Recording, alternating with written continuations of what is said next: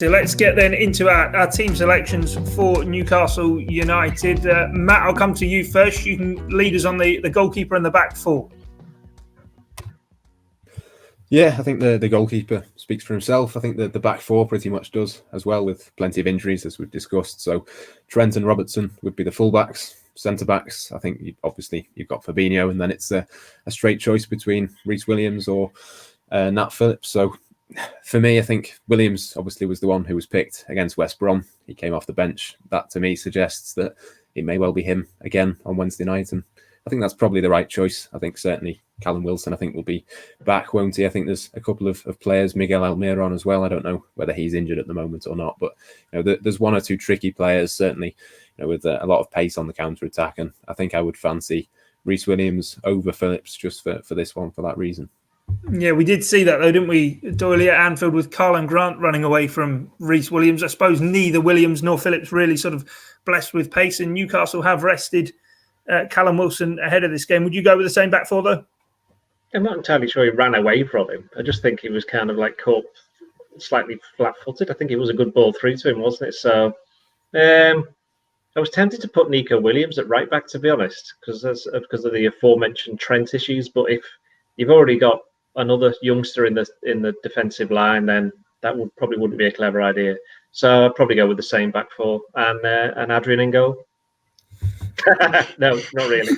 It's interesting. On a serious point, they had the 9 substitutes, and the last couple of games they've had 2 goalkeepers. Liverpool, they named Kelleher and Adrian, and because they had sufficient players, Adrian didn't make the bench against West Brom. So I think that's the final confirmation, not that we actually needed it. I suspect that Kelleher is now quite clearly the number 2 goalkeeper.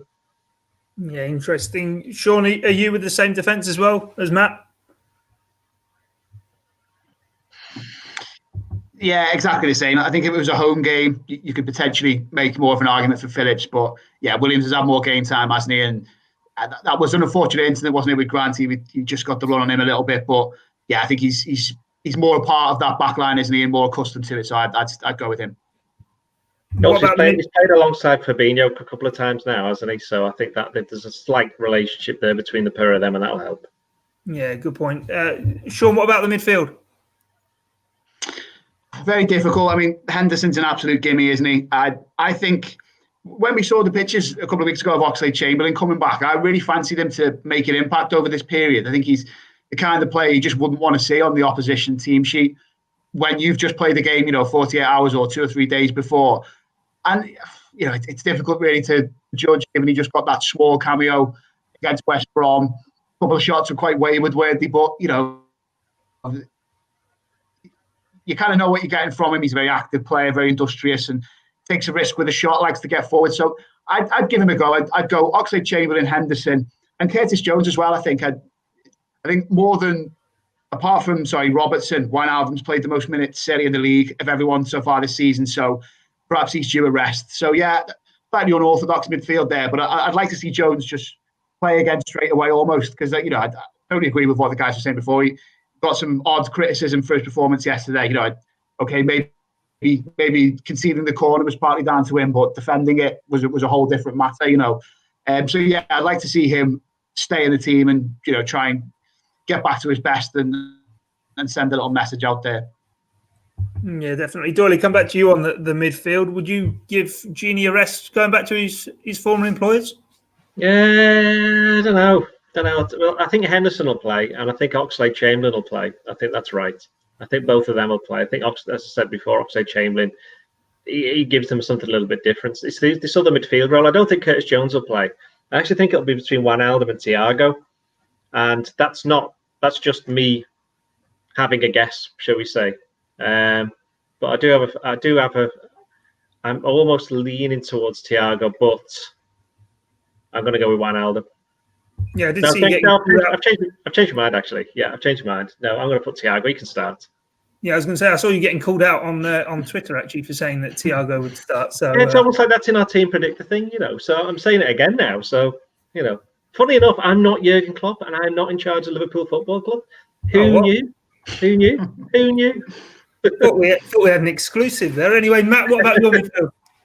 Yeah, I'm going to go a little bit different. I don't think Oxlade-Chamberlain did quite enough coming off the bench. He looked a little bit rusty. So I think It's only over 8 minutes. It's only over 8 minutes. I know. He gave the ball away a lot, though, in that 8 minutes. And I think I wouldn't start him for that reason. I think you bring him off the bench, you try and ease him back in, but I wouldn't start him. So I'm going to go with Henderson and Wijnaldum. I'm not going to play Curtis Jones. I'm going to actually bring in James Milner, who I know, again, has come off the back of an injury, but obviously not as big an injury as Oxlade-Chamberlain. So, yeah, I will we'll go the two usual ones plus Milner rather than Jones.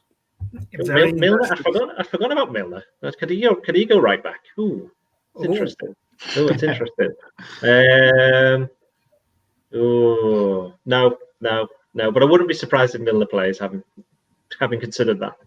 Right, fair enough. What about the front three? No room for him on the left hand side. No, once upon a time. It's not. Yeah, it's not 2014.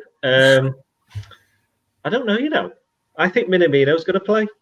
I think he did well. I was at the game at Newcastle, that last game of last season, wasn't it, where he played well off the left flank. But if that's happening, then Mane's going to have to go to the right or down the centre. So which one because I don't think Mane will get dropped.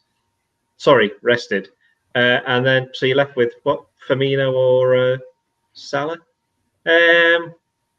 Probably Firmino's turn to have a rest, even though he's been playing quite well. So I'll put, I'll go Minamino on the left, Mane down the middle, and Salah on the right. Or you could go 4-2-3-1. No, we won't go there. Sean, what about you? I think if Liverpool had beaten West Brom or the interval to the games was shorter, or indeed both of those things, then I think changes would have been potentially made. And yeah, I agree with Dory. I think Minamino would be the kind of first change. Shaqiri as well, although there's also the argument of him having not had any game time at all. So, would the start be risky? So yeah, I think I'll leave it with the usual suspects, but Minamino is potentially in contention.